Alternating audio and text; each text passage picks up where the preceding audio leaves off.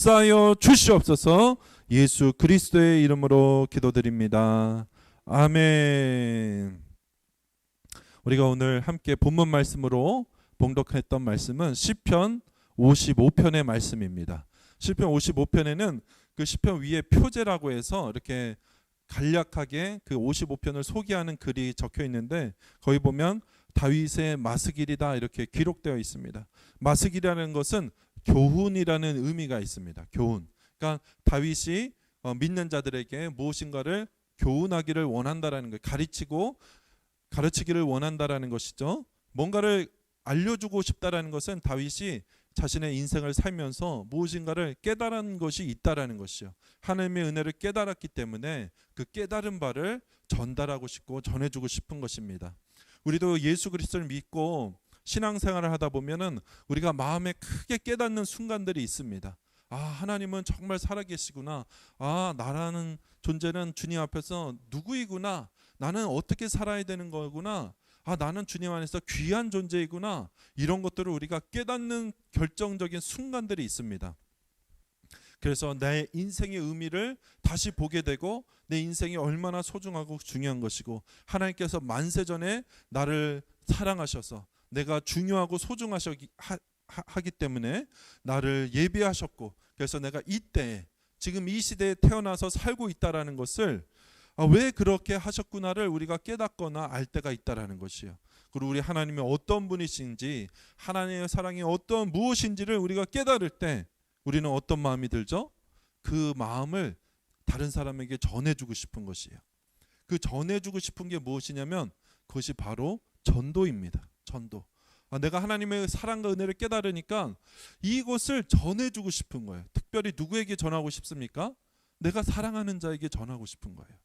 그래서 우리는 전도를 하게 돼 있다는 것이에요.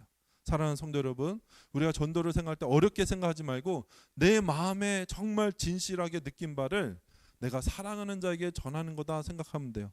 또는 기도하면서 하나님께서 예비해 주신 자에게 그 사람에게 내 말을 전해주면 되는 것이에요. 그것이 무엇이라고요? 그것이 전도입니다. 그래서 우리가 그런 은혜가 있기를 원합니다. 그래서 다윗이요, 무엇인가를 전해주고 싶었다라는 것이에요. 그래서 오늘 우리가 그 다윗이 우리에게 전해주고자 싶었던 그 교훈이 무엇인지 우리 함께 알아보면서 은혜를 나누는 그런 시간이 되기를 원합니다. 먼저 우리가 다윗이라는 사람이 누구인가, 다윗이라는 인물에 대해서 우리가 간략하게 좀 살펴볼 필요가 있다고 생각이 듭니다. 다윗은 누군가면 성경에 보면요, 여러 유명한 사람들이 나옵니다. 누가 있을까요? 유명한 사람들이 아브라함도 있고, 뭐 노아도 있고, 모세도 있고, 그렇죠? 엘리야도 있고, 뭐 신약 성경으로 넘어가면 뭐 예수님의 12 사도들도 있고, 사도 바울도 있고, 수많은 하나님의 유명하고 믿음의 선배들, 믿음의 선진들이 성경책에 보면 나와 있습니다. 근데 그 중에서 정말 중요한 사람이 한 분 있는데 그분이 누구냐?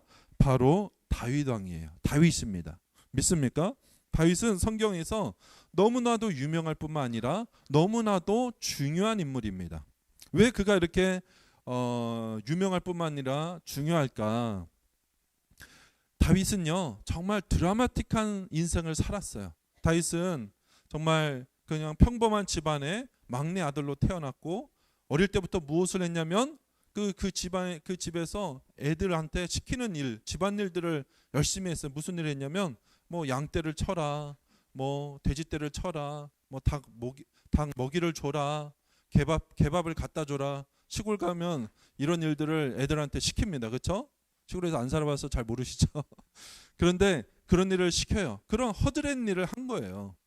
그래서 그렇게 어릴 때부터 그 집은 양떼를 쳐야 됐기 때문에 양떼도 치고 소떼도 치고 그런 일을 하면서 그냥 그런 평범한 아이였습니다. 그런데 어느 날 사무엘이라는 선지자가 찾아와서 다윗의 머리에 기름을 부어요. 아무것도 아닌 아이한테 와서 기름을 붓습니다. 그리고 그가 성령으로 충만해집니다. 그리고 나중에 무슨 일이 일어나죠? 10대 때 블레셋의 큰 장군, 너무나도 거인과 같은 장군을 물맷돌로 쳐서 죽이고 이스라엘의 일약 스타가 됩니다. 그런데 스타로 됐으면 좋은데 거기서 그 사울 왕, 그때 왕이었던 사울의 질투, 시기를 타가지고 다윗이 쫓기는 신세가 돼요. 그렇게 10여 년을 10년 이상을 쫓겨다닙니다. 고생에 고생을 다 하고, 그랬더니 이스라엘에서 다윗처럼 이렇게 소외당했고, 다윗처럼 이렇게 오고 갈 데가 없는 사람들, 그냥 길거리에 있는 사람들, 요즘으로 치면 어딜까요? 뭐 노숙자라고도 볼 수 있고, 그냥 뭐 할 일이 없는 사람이라고도 볼 수 있고, 그냥 그 이스라엘의 사회에서 쫓겨난 사람들이 있었어요. 불량배라고도 볼 수 있고, 이런 사람들이 다윗을 찾아가서 다윗에게 모이기 시작합니다. 그리고 다윗이 사람들을 이제 몇백 명을 이끌고 다니기 시작하고, 이런 일들이 일어났어요. 그러면서 사울 왕에게 잡혀서 죽을 뻔한 일도 여러 번 있고, 정말 별의별 일들을 다 겪습니다. 그러다 나중에 30세가 되었을 때 어떻게 됩니까? 유다의 왕이 돼요. 그리고 조금 지나서 이스라엘 전체의 왕이 됩니다. 왕이 되면 다 좋죠. 왕 이후에도 수많은 일들이 일어납니다. 배반도 당하고, 아들이 배신하고, 별의별 일들이 다 있습니다. 이것이 다윗 왕이에요. 그는 이렇게 드라마틱한 인생을 살았어요. 또한 다윗은 어떤 인물이었습니까? 다윗은요, 이스라엘을 그 주변 나라들로부터 구해낸 영웅이었습니다. 그리고 이스라엘이라는 나라를 정말로 강한 나라, 강한 군대, 주변에서 이스라엘에게 조공을 바칠 정도로 그렇게 강력한 국가로 세운 그런 인물이었습니다. 그런데 그것보다도 다윗이 더 중요한 이유가 있어요. 그런 나라를 강성하게 한 왕들은 인류 역사상 많이 존재합니다. 그러나 다윗과 비교할 수 없는 바가 무엇이냐면, 다윗은 구약 시대에 메시아가 되시는 예수 그리스도를 예표하는 인물이었어요. 믿습니까? 우리가 성경을 보면 볼수록 그가 이분이 오실 메시아, 초림하기 전이었으니까 다윗 이후에 약 1000년 후에 예수님이 오시는데, 오실 메시아를 미리 그림자처럼 보여주는 그런 인물이었어요. 그리고 그 다윗은 선지자였고 또 왕이었고, 그래서 성경의 전체적인 흐름 속에서 다윗은 너무나도 중요한 위치를 차지하고 있는 그런 인물이었다라는 것입니다.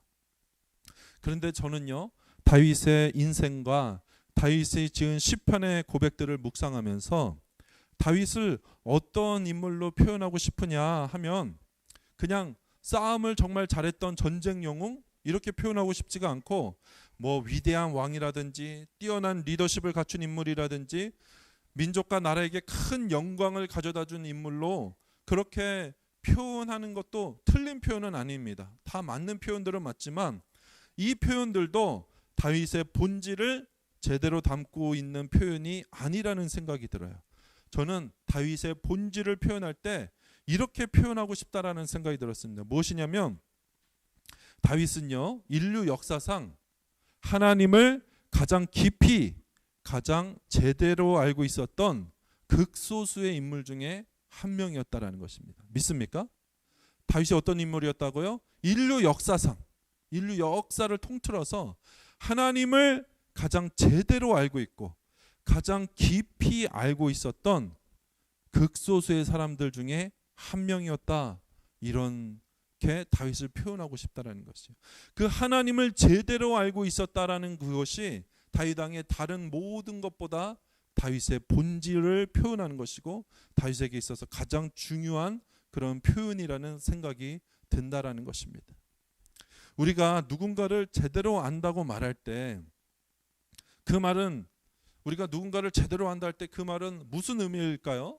단순히 어떤 사람의 정보에 대해서 많이 알고 있다고 그 사람을 잘 안다 이렇게 말할 수 있을까요? 누군가를 제대로 안다는 말은요, 그 사람의 있는 모습 그대로를 있는 그대로 인정해주고, 있는 그대로 알아주고, 그 모습을 받아들여주고 이해해주고 사랑해주는 것, 그것이 그 사람을 잘 알고 있다 이렇게 표현하는 것이 아닐까라는 생각이 듭니다.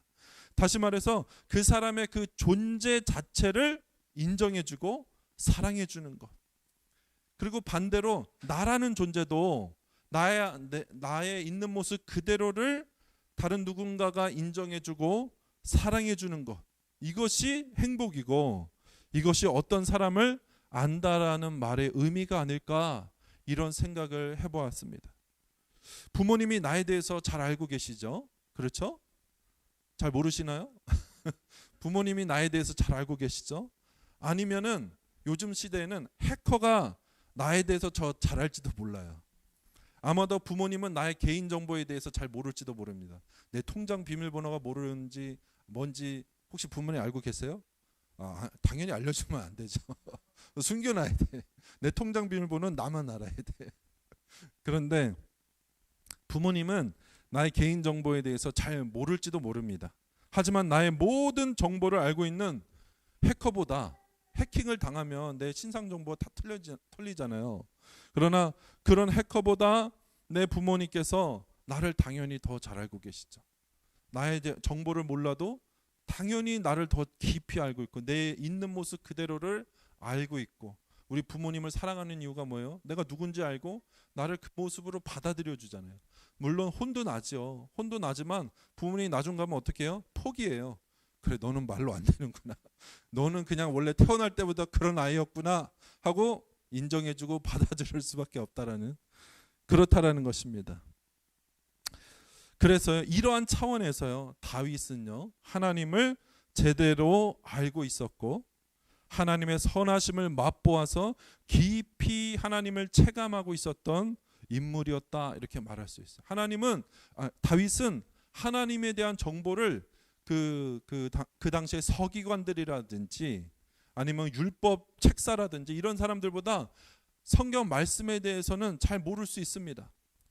그러나 다윗은요, 하나님을 그들보다 훨씬 더 깊이 알고 있었던 사람이에요. 믿습니까? 그래서 다윗은요, 하나님을 깊이 알고 있었어요. 지식의 차원을 훨씬 뛰어넘는 그런 알미인 것이에요. 그래서 다윗은 하나님을 깊이 신뢰하고 제대로 믿으면서 살 수 있었던 것입니다. 하나님을 제대로 알고 있으니까 하나님을 제대로 믿고 살 수 있는 것이에요.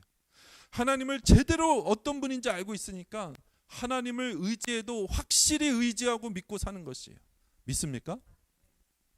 우리가 배우자와 함께 살면 배우자를 믿고 살아야 되잖아요. 그렇죠? 근데 때로는 잘 신뢰가 안 돼. 과연 저 사람이 그럴까? 이럴 때가 있지 않습니까? 그러나 우리는 그것을 초월해서 배우자를 사랑해야 될 줄로 믿습니다. 배우자는 자주 말하잖아요. 믿음의 대상이 아니라 사랑의 대상이다. 이렇게 사랑해 주다 보면 믿을 만한 존재가 된다. 뭐 이런 것인데 참 쉽지는 않죠. 그래서 근데 다윗은요, 하나님을 제대로 알고 있었어요. 하나님이 어떤 분인지 제대로 알고 있었어요. 바꿔 말하면 뭐냐면 하나님께 대한 오해들이 없었어요. 오해하지 않았어요. 하나님을 깊이 알고 있었어요.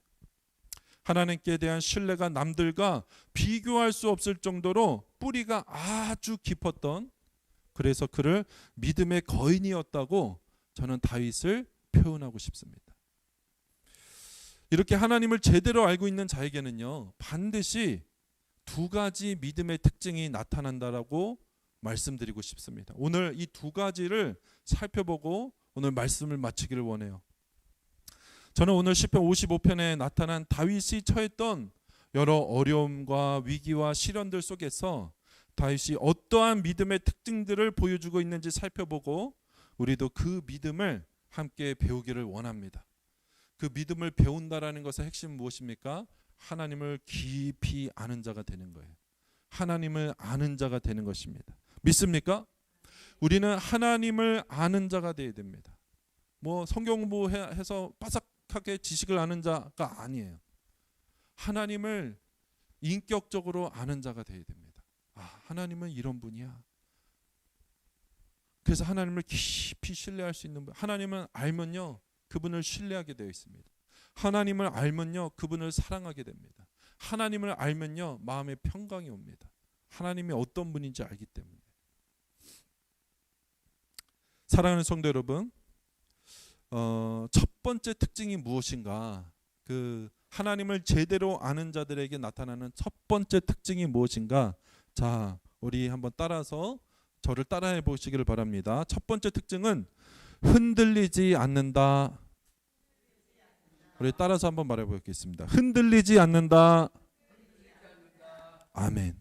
하나님을 아는 자들의 첫 번째 특징은 흔들리지 않습니다. 사랑하는 성도 여러분, 삶을 살아가다 보면요, 예기치 못한 폭풍우를 만나기도 합니다. 때로는 사랑하는 이의 배신으로 인해서 마음이 갈갈이 찢기고 감당할 수 없는 문제들 앞에서 좌절할 때도 있습니다. 다윗이 바로 그런 상황에 처했다라고 시편 55편에 기록되어 있어요. 시편 55편 4절에서 5절 말씀인데요, 우리 다 같이 한번 봉독하도록 하겠습니다. 시작. 내 마음이 내 속에서 심히 아파하며 사망의 위험이 내게 이르렀도다. 두려움과 떨림이 내게 이르고 공포가 나를 덮었도다. 아멘. 이것은요, 다윗이 육체적인 고통뿐만 아니라 정신적인 고통까지 극한에 달했음을 알 수 있습니다. 그 고통이 극한에 다른 거예요. 그냥 조금 고통스러운 거, 그냥 웬만큼 참을 만한 것이 아니라 극한에 다다른 거예요. 더 이상 견딜 수 없고 참을 수 없는 한계에 봉착한 것이에요. 그러나 하나님을 제대로 아는 자는요, 이렇게 자신을 극으로 몰고 가는 문제들 앞에서 반드시 이 한 가지 특징이 나타나는데, 그것이 바로 무엇이라고요? 흔들리지 않는다라는 것이에요. 믿습니까? 무엇이 흔들리지 않는다는 것입니까? 하나님께 대한 신뢰가 흔들리지 않는다라는 것입니다. 오히려 다윗처럼 하나님을 더욱더 그렇게 힘들수록 더욱더 하나님을 강하게 붙잡아요. 더 강하게 붙잡아요. 믿습니까? 우리가 롤러코스터를 타면은 너무 괴롭지 않으세요? 재밌으신가요? 저는 롤러코스터가 너무 괴로워요. 그래서 그걸 타는 걸 도저히 이해가 안 돼요. 나는 저걸 왜 타냐 도대체. 돈 주고 저걸 왜 탈까? 저는 도저히 이해가 안 돼요. 제가 중력의 법칙을 거스르면서 내 몸이 막 괴로워하는 게 너무 힘들어요. 그런데 그렇게 극한 상황에 이르면 어떻게 합니까? 그 발을 꽉 붙잡죠. 꽉 붙잡더라고. 그리고 옆에 누군가 있으면 그냥 그 사람을 꽉 잡아요. 죽어도 같이 죽자 이런 심보인가.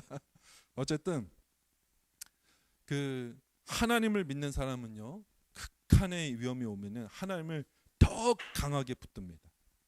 근데 하나님을 어설프게 믿으면 어떻게 되는 줄 아세요? 어려움이 오고 극한에 이르면 하나님을 떠나 도망가 버립니다. 이런 차이가 나타나요. 이것은요, 다윗이 그러한 극심한 시련들이 고민되지 않았고 괴롭지 않았다라는 의미가 아닙니다. 똑같이 고민이 되고 똑같이 괴로웠던 것이에요. 똑같이 생각이 복잡해지고 똑같이 마음이 너무나도 아프고 힘이 든다라는 것입니다. 그래서 다윗은요, 자신의 고통들을 모두 다 어떻게 하죠? 솔직하게 하나님께 아뢰는 것이에요. 하나님을 신뢰하지 않으면 그 내 안에 있는 고민을 털어놓지 않습니다. 말하지 않아요. 하나님을 아는 자는 어떻게 하는지 아세요? 힘들면 힘들수록 교회에 와서 사람이 있으나 없으나 밤이든 낮이든 새벽이든 상관하지 않고 달려와요. 그리고 주님 앞에 불이 켜져 있든 안 켜져 있든 분위기가 좋든 상관이 없어. 그냥 무릎 꿇고 주님 앞에 내 마음을 쏟아놓습니다. 막 쏟아놔요. 이것이 하나님을 아는 자들의 특징입니다. 힘들수록 더 쏟아놨습니다. 이렇게 하나님께 솔직하게 아뢰는 거예요. 다윗이 그랬다라는 것이요. 그러한 절규 속에서도 하나님께 대한 변치 않는 신뢰가 깊이 깔려 있는 것입니다. 그래서 다윗이 이 극심한 괴로움 속에서 이렇게 외쳤습니다. 시편 55편 16절 말씀인데요, 우리 다 같이 한번 봉독하도록 하시겠습니다. 시작. 나는 하나님께 부르짖으리니 여호와께서 나를 구원하시리로다. 아멘. 하나님의 사랑을 의심하고 하나님을 떠나는 것이 아니라 오히려 환경도 바뀌지 않았고 고통도 여전했지만 다윗은 자신의 시선을 문제로 향하도록 내버려둔 것이 아니라 하나님께로 돌리고 하나님이 자신을 구원하실 것을 확신하는 방향으로 더욱 견고하게 나아갔던 것입니다. 고난과 시련도 어떻게 되는 것이죠? 도저히 하나님께 대한 다윗의 신뢰를 흔들 수가 없는 것이요. 이것이 하나님을 아는 자들의 특징이라는 것입니다. 이처럼 우리가 하나님을 제대로 알면 그분이 어떤 분이신지를 깊이 알고 신뢰하고 있기 때문에 어떤 상황 속에서도 흔들리지 않는다라는 것이에요. 하나님께서는 전능하시고 신실하시고 우리를 위해 독생자 예수 그리스도까지 내어주신 그 사랑의 깊이를 우리가 믿기 때문에 이 고난도 무엇이라고 우리가 생각한다라는 것이요, 나를 단련시키셔서 나를 정금같이 나오게 하시려는 하나님의 깊고 선하신 하나님의 사랑의 뜻이 있다라는 것을 우리가 어려운 가운데서도 여전히 하나님을 신뢰할 수 있다라는 것이 믿습니까? 이것이 바로 하나님을 제대로 아는 자가 가진 첫 번째 특징입니다. 하나님을 제대로 알지 못하는 자들은 대부분 여기에서 다 나가 떨어져요. 다 낙오하고 맙니다. 하나님 전에 나오지 않아요. 하나님을 떠나요. 교회를 떠나버립니다. 그러나 하나님을 아는 자들은 더 신앙이 깊어진다는 것이 우리 두 번째 특징, 하나님을 제대로 알고 있는 자의 두 번째 특징을 우리 한번 살펴보기를 원하는데요. 우리 따라서 한번 말해보기를 원합니다. 전부 맡긴다. 아멘. 하나님을 제대로 알고 있는 자의 두 번째 특징은 전부 다 맡긴다라는 거예요. 하나님께.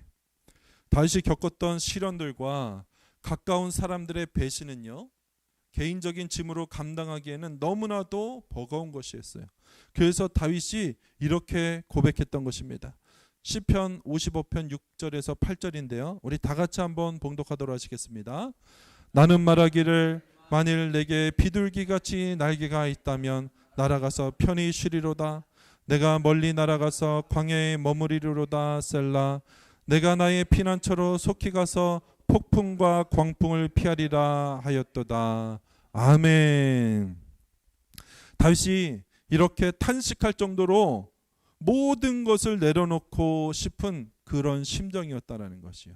그냥 단순히 힘들면 그냥 참을 수 있었을 것이에요. 근데 다윗이 어떤 여기서 고난을 당하냐면 자신이 정말 가까이 지내고 신뢰했던 자가 자신을 배신합니다.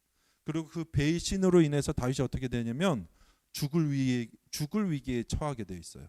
그러니까 다윗을 암살하려고 하거나 다윗을 죽이고자 하거나 다윗을 이제 그 자리에서 끌어내려서 없애버리려고 하는 자들 무리 가운데 누가 있었다고요? 내가 정말 가까이에서 내가 신뢰했던 어떤 한 사람이 그 무리에 같이 속해 있었던 거예요. 그동안 나를 그 사람이 속여왔던 것이에요. 그것을 다윗이 나중에 알게 됩니다. 그럼 어떻게 됩니까? 마음이 무너지죠. 마음이 무너지는 거예요. 그냥 적군이 나를 미워한다. 그러면 어떻게 해요? 견딥니다. 원래 나를 싫어하는 사람이 나를 미워한다. 견뎌요. 저 사람은 나를 미워하니까 이겨내야지. 오기가 생길 수도 있어요. 그런데 내가 사랑했던 자, 내가 신뢰했던 자, 내가 믿었던 자가 나를 배신하고 내 뒤통수를 치고 내 등에서 칼을 찌른다. 마음이 무너집니다. 정신이 무너지는 것이에요. 다윗이 겪었던 고난과 심정이 이런 것이에요. 그래서 다 내려놓고 싶은 거예요. 다 그냥 마음이 허무해지는 거예요. 다 포기하고 싶은 거예요. 내가 비둘기처럼 날개가 있으면 그냥 날아가겠다. 그냥 여기서 다 떠나고 왕이고 뭐고 그냥 광야에 가서 그냥 조용히 살고 싶다. 이런 생각들이 절로 들었던 순간이었다라는 거예요. 우리들도요. 가정의 문제, 경제의 문제, 직장의 스트레스, 관계의 어려움, 건강의 위기 등 이런 것들이 복합적으로 우리의 삶을 짓누를 때 그렇다고 뚜렷한 해법도 보이지 않고 그럼 어떡합니까? 마음이 갑갑해지죠. 그렇게 할 때 그래서 그냥 모든 건 내려놓고 어디론가 도망치고 싶을 때가 우리 삶 속에도 있지 않느냐는 것이에요. 우리도 살다 보면 그럴 때가 있다라는 것이죠. 시편 55편의 핵심 구절인 22절은요. 하나님을 제대로 아는 자가 이 모든 짐을, 이 모든 인생의 짐들 그냥 다 포기하고 당장 집어던지고 도망가고 싶은 이 인생의 짐들을 어떻게 다루고 있는지를 명확하게 보여주는데 그것이 우리가 함께 봉독했던 본문 말씀입니다. 우리가 반드시 다윗의 이런 믿음을 배워야 한다는 것인데 우리 다 같이 한번 봉독하도록 하시겠습니다. 시작. 내 짐을 여호와께 맡기라. 그가 너를 붙드시고 의인의 요동함을 영원히 허락하지 아니하시리로다. 아멘. 우리의 짐을 어떻게 했다고요? 하나님께 맡겼다라는 것입니다. 사랑하는 성도 여러분, 우리도 다 짐이 있죠. 인생의 짐이 있죠. 여러분들도 살다 보면 힘들죠. 안 힘든 분 계세요? 나는 안 힘든 사람을 본 적이 없어요.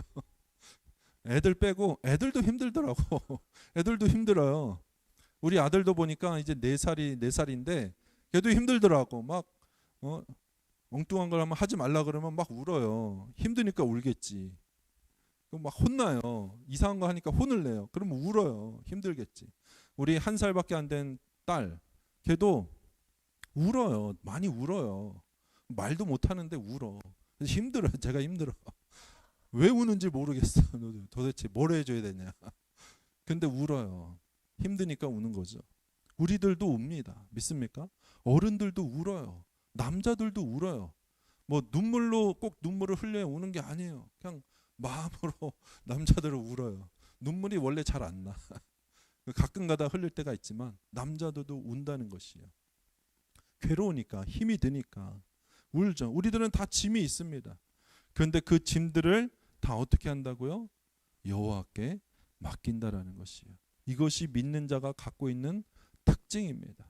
하나님을 제대로 알고 있는 자는 이 짐을 내가 지고 끙끙거리는 것이 아니에요. 하나님을 알기 때문에 이 짐을 하나님께 어떻게 한다고요? 맡긴다는 것이에요. 하나님께 짐을 맡기면 어떻게 됩니까? 나는 무거워져요? 가벼워집니까? 가벼워지죠. 내가 가벼워지는 거예요. 그래서 가벼워지면 마음이 기뻐지겠죠? 마음이 행복해지겠죠? 짐이 없어지니까 기분이 좋아진다라는 것이에요. 그것이 믿는 자들이 가지고 있고 하나님을 제대로 아는 자가 경험하는 은혜입니다. 우리 눈앞에 현실의 문제들은 그대로 있어요. 그러나 그 문제들을 하나님께 맡겨요. 그래서 그 문제들 가운데서도 내 마음에 평강이 있는 것이에요. 그 문제들을 시간이 지나고 보면 그 문제는 똑같이 해결돼요. 어떤 사람은 정말 죽을 만큼 괴로워하다가 문제가 해결되고 어떤 사람은 마음의 평강을 누리다가 문제가 해결되는 거예요. 하나님의 은혜로 문제가 해결되는 거예요. 믿습니까? 우리가 이렇게 하나님께 짐을 맡긴다는 것은요, 결코 책임을 회피하겠다라는 것이 아닙니다. 이것은 하나님께서 우리의 짐이 아무리 크더라도 어떤 짐이라도 그 짐이 아무리 많더라도 능히 짊어지실 수 있는 분이시고 반드시 우리를 붙들어 주시고 보호해 주시는 분이시라는 사실을 우리가 신뢰하고 있다는 의미라는 것이에요. 하나님께 짐을 맡기는 것은 하나님을 신뢰한다는 의미예요. 우리 믿는 자들은요, 책임 회피와 하나님께 대한 그 신뢰를 잘 분별할 수 있어야 됩니다. 하나님을 신뢰한다라는 것은요, 무엇입니까? 책임을 회피한다라는 것은 책임이 있는데 그냥 모른 척 하는 거예요. 이게 말 그대로 책임 회피죠. 그러나 하나님을 신뢰한다라는 것은 제가 아까 말씀드린 것처럼 책임이 있는데 그 책임을 하나님께 맡기는 거예요. 그리고 나는 내 안에서는 기쁨이 회복되는 거예요. 내 안에서는 회복이 일어나는 거예요. 왜냐하면 책임과 짐을 맡겼으니까 내 안에서는 회복이 일어나는 것이죠. 이 일이 반드시 일어나야 돼요. 하나님께 맡겼으면 어떻게 된다고요? 내 마음에 회복이 일어나야 돼요. 회복이 안 일어난다? 내 마음이 여전히 그냥 폭풍우다? 말은 계속 맡긴다는데 내 마음이 폭풍우다? 맡긴 게 아니에요. 우리는 하나님께 맡겨야 할 줄로 믿습니다. 오늘 다윗이 말하죠. 내 짐을 여호와께 맡기라. 믿습니까? 우리는 우리의 짐을 하나님께 맡겨야 돼요. 예수님이 말씀하죠. 수고하고 무거운 짐진 자들아 다 내게로 오라. 내가 너희를 쉬게 하리라. 믿습니까? 우리는 주님 안에서 쉴 수 있어야 돼요. 환경과 조건을 뛰어넘어서 쉼을 얻을 수 있어야 돼요. 이것이 맡긴 자라는 것이에요. 다윗은요, 죽을 위기에 처했었습니다. 그런데 그 위기가 다윗이 신뢰했던 가장 가까운 자의 배신 때문에 초래된 것이었어요. 당장의 위기도 문제였지만 다윗을 정말 힘들게 했던 것은 그 배신의 고통이었다는 거예요. 그 모든 짐들을 다윗이 어떻게 했다고요? 하나님께 맡기고 그는 어떻게 되죠? 배신을 당했는데 배신을 당하면 마음에 깊이 상처가 생기죠. 그렇죠? 회복이 잘 안 돼요. 그런데 다윗은 어떻게 하죠? 다 그 배신의 상처까지 다 하나님께 맡기고 다윗의 내면 속에서는 회복이 일어나고 있다라는 것을 시편을 보면 우리가 알 수 있어요. 시편 55편 말씀을 잘 읽어보면 다윗의 마음에 평온과 기쁨과 내면의 힘이 다시 회복되고 있다라는 것을 우리가 볼 수 있다라는 것이에요. 우리도 그와 같아야 할 줄로 믿습니다. 사랑하는 성도 여러분, 우리들도 우리 인생의 모든 지기 버겁고 힘든 짐들을 바라보면서 어떻게 해야 됩니까? 우리는 그 모든 짐들을 내 힘으로 모두 질 수 없다라는 사실을 인정해야 돼요. 그리고 나의 모든 연약함과 한계까지도 하나님 앞에 다 내어 놓아야 한다라는 것입니다.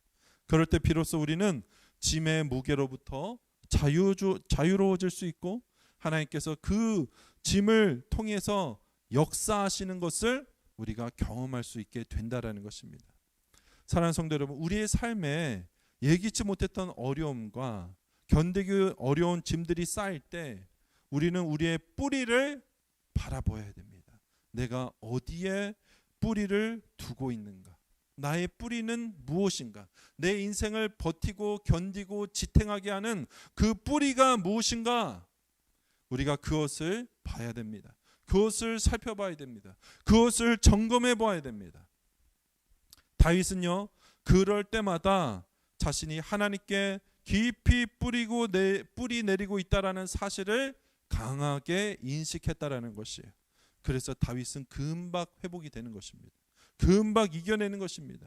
우리도 하나님께 내 인생에 어디까지 관여하실 수 있는 분이신지, 하나님을 내 인생에 어디까지 관여하시는 분으로서 내가 하나님을 인식하고 있는지 우리가 뒤돌아봐야 한다라는 것이에요. 내 인생의 모든 짐을 전부 다 맡기는 자인지 아니면 어떤 종류이든지 제한을 두고 있는 것은 혹시 내게 없는지 우리는 살펴봐야 됩니다. 모든 종류입니다. 믿습니까? 모든 짐입니다. 모든 괴로움들이에요. 그 모든 것들을 하나님께 철저히 맡기는 자인지 우리가 우리의 뿌리, 나의 뿌리, 내 인생을 지탱하는 그 뿌리를 우리가 살펴보아야 됩니다. 그때 만약에 우리가 회개할 것이 있다면 우리가 깊이 회개하면서 우리의 마음을 주님 앞에서 성결케 해야 됩니다. 우리의 모든 믿음을 전부 다 온전히 맡기는, 그래서 하나님을 제대로 알고 제대로 믿고 제대로 신뢰하고 하나님을 제대로 사랑하는 모든 은혜로 중앙교회 성도님들이 되시기를 주님의 이름으로 축원드립니다.